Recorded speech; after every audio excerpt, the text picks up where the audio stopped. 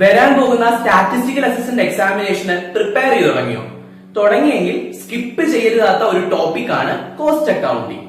അക്കൗണ്ടിങ്ങിന്റെ ഒരു ബ്രാഞ്ച് ആണ് ഈ കോസ്റ്റ് അക്കൗണ്ടിങ് എന്ന് പറയുന്നത്. ഫിനാൻഷ്യൽ അക്കൗണ്ടിങ് പോലെ, മാനേജ്മെന്റ് അക്കൗണ്ടിങ് പോലെ ഒരു ബ്രാഞ്ച് ആണ് കോസ്റ്റ് അക്കൗണ്ടിങ്.